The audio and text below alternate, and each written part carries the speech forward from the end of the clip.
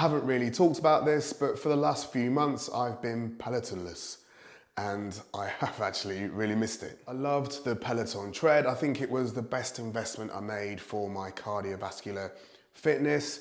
However, being a middle-aged asthmatic meant that it was just really difficult, and I found I was in zone 4 or 5 on the Strive score at maybe just 5 or 6 miles an hour.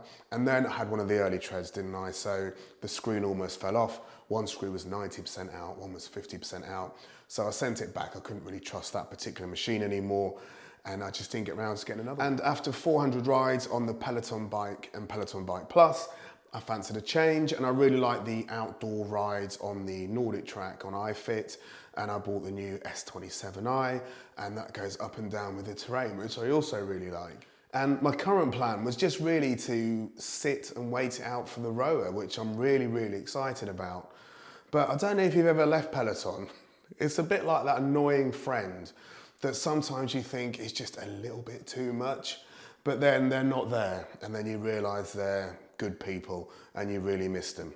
So like Brad Pitt said in the film Seven, what's in the box? Oh, and before I start, do you remember in lockdown when people were waiting like 4 or 5 months for their bike? 32 hours from order to delivery. That is very impressive. So this is a genuine unboxing and setup. You're seeing this in the same time as I am. Don't worry, I will edit out any boring bits. Like I said, I'm on the fence, so I'm gonna keep this box in really good condition. So far, minimal plastic, which I really like. These are good for yoga and middle-aged knees. Let's just see what's in here. Come on, come on, come on, it's coming. Suspense. Wow, there it is. So there's the Peloton guide itself.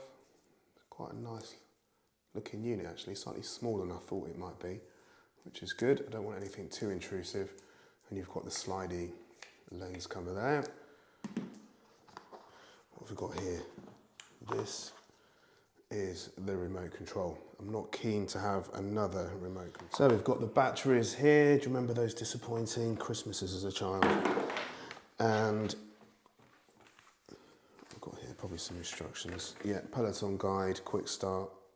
I probably won't be looking at those. And then we've got, what's that one? That is a power cable. And we've got a HDMI cable as well. What's this? Ah, unlike Apple, Peloton give you a power brick. And unlike iFit, it's the right one for the UK. That must be the stand, is it? Oh yeah, so that's magnetic. Looking at the instructions here, it does suggest a flat surface 3 to 6 feet to mount it, so off the floor. So you've either got kind of below the TV or above the TV, away from loud noises, bright lights and mirrors. So looking at my television here, the top there is just over 6 feet, so I'm going to put it between the speaker and the television. I think that'll be perfect. And then with the bracket, as I mentioned, this is magnetic, so that just clips on there. And then I've got it the wrong way around. Hang on. And then you can actually, oh no, that was the right way around, I think. And then you can hook it on the television. So you can either have this flat, if it's sitting down, let's get that. If it's sitting on something, or you can open it up and hook it on the back of your telly. Now, I think here would be the best place, but it's a bit too high, as I've mentioned, I think. But my TV leans forward because I do floor work and I need to be able to see the television. And the back of my television isn't completely flat either. And as you can see, if I kind of put this on so it can see me straight off. So the only way I can think would be to put some Velcro on there and to Velcro it on. Now, I'm not saying this is a design fault. I guess most televisions don't lean forward, but this one does. And that's probably not going to work very easily. As I've mentioned, a good discreet spot for me is here. Oh, doesn't fit. FML. Right, let's see if I can old school fashion something. Welcome to my garage.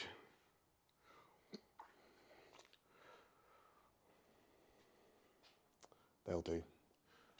I think I can make a bracket. So no time has passed for you, and like I said, this is a unique set of circumstances. I don't think many people don't have a TV stand and their TV leans forward and they can't squeeze it here. I mean, the control buttons are there for the TV, and so probably not a great place anyway. But I did learn about, I've got these brackets off for that thing. I did learn about cantilevering at school. This seems very unsafe, but I think as soon as I put the guide on, that should hold them in place. I guess this will go one of two ways. Plug the power cable in and the HDMI cable, and then let's see if I can get that on there. I'm going to use the clip. I mean, that has just moved. So it's actually worked much better. I was using this as a clip before, but it just sits there on its stand. Now, it does feel really secure, but I'm going to use the tool of every person that's not very good at DIY, Velcro. Right, so here's an area of the gym. I never thought I'd show anyone. Back of the telly. So it's down there, the wires come up here, so I just need to hide those. Thankfully, we've got these black grooves, which make it really good for hiding cables. And there's the plug, so it's plugged in there. That plug doesn't really fit in with the rest of the gang. If it's too intrusive, I can change it. And then the HDMI cable is plugged into my last HDMI port there. So check this out. Look at that. I'm really pleased with that. That looks really good. It's gone in really well. A little bit tricky, a little bit of thinking. You can't really see the cable there. There's 3 cables there actually. 1 for the Sonos, 2 for the Peloton. The Peloton guide's in the middle, underneath. It's a shame that the Peloton is either closed or open. I think I kind of prefer it in the middle. Never mind. I've just watched that bit back and you can't see the cables, can you? At this point, I'm gonna say, don't forget to like this video. If you're not a subscriber, please subscribe. You can also follow me on Instagram now. I'm as good at that as I am with this. And you can buy me a coffee in the description. I will be spending the money on beer. Next is the remote. After spending about 20 minutes trying to slide the back off, I realised that that isn't the on and off button. That's the back button, so that's nice and easy. I'm hoping being underneath a speaker, it did say don't put near a speaker, but my options are a little bit limited. Let's turn it on. This is the first time I've done this, and I had to go and find the TV remote because I've been using the Apple TV one. So I guess I need to put it on HDMI 3, which is where it was plugged into, and this appears to be some sort of setup, so let's go ahead with this. So that was easy, we're connected. Checking for updates. I'll edit this bit out. Right, we're on. That took a while. Is the volume changing when you press the button? No. So say my TV doesn't support volume control for the Peloton. You can try and calibrate that later. Calibrate your screen, press up and down to all 4 arrows at the edge. We're kind of seeing there now. Is that done? Set up the tracker, get started. Oh, hello. Right, I'm gonna have to move you. So there is a lot of glare there. Let me just see if I can, the lens should be clean. Yeah, it just doesn't seem to like those lights. So stand far enough away so that you and your mat fit in the white frame. I mean, I'm never going to get far enough away, am I? So let's angle it down. So now I've got me, I want the scissors. So I've got me, my mat and some dumbbells in there. Hopefully they don't cause a problem. Raise your arms above your head. Put your feet wide apart. Spread your arms out wide.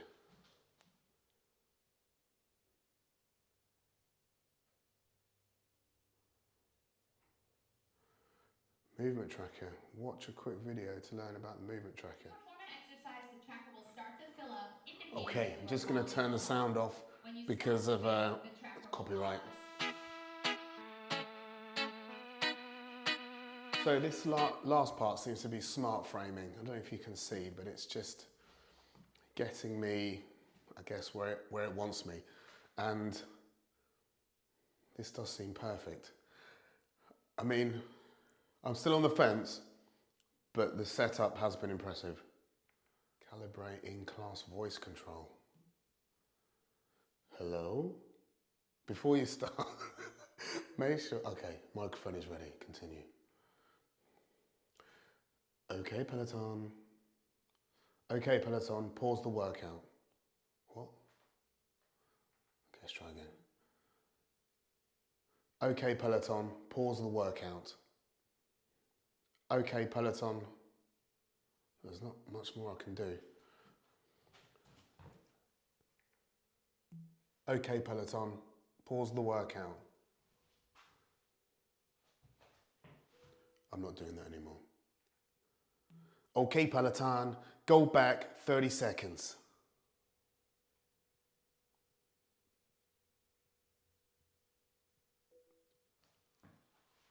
It's anti-British.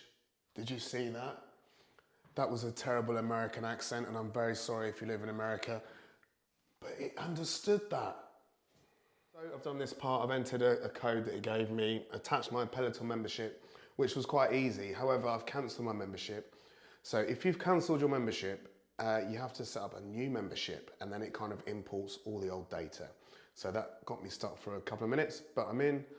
And then my profile, I've set that up as well. So that's straightforward. I'm sorry I'm stumbling. I'm just heartbroken. I've not been discriminated against like this for a long time. Never mind, crack on. So we're on. I'm going to use a watch link. I managed to connect my Apple Watch via watch link, which, I mean, works very well.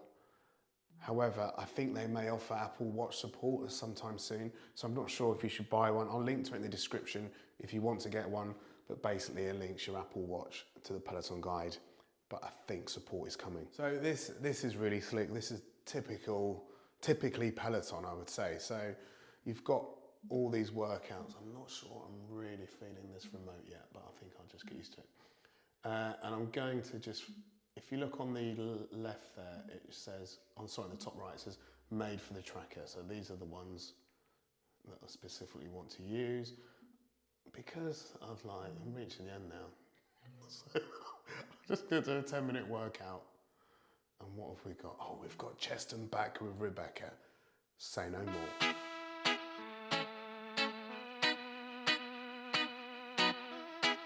That was my first workout. First Peloton strength workout for a while, and I've forgotten how good they are. And one thing I really like is the way that they warm up and get you into the workout, because when I'm training on my own, quite often I don't warm up well, and then I can get little niggles and they stay for ages. So I feel great, actually, I feel good. However, I might need to, what I noticed was, over there, you probably saw that I went to my bench. It could see the bench, it was on the screen, but it didn't track my workouts there, which I think is kind of forgivable. However, if you look here, I followed the workout pretty well. It only gave me 2 out of 9. So when you're doing each section, this little thing here fills up, and then when it's filled up, you've got a 1, basically. So I only scored 2 out of 9. So what I was noticing was, with a lot of the floor work, and I moved the dumbbells at one point just so it could see a bit better, but a lot of the floor work, it just really wasn't picking up the movements. I mean, and positioning wise, I think it's a good position, because if you look at what it sees, it can see me. So I'm gonna do a little bit more with this, and I'll do a full review and also some tips and tricks videos. I'm less on the fence. There's something about having the instructor there and you there, or me there, and being able to match the instructor. I felt less likely to skip bits because like my accountability is there. There's what I should be doing and there's what I am doing. So, okay, I'm less on the fence than I was. Let's see how it goes in future videos. I hope you enjoyed this video. Until next time, see you soon.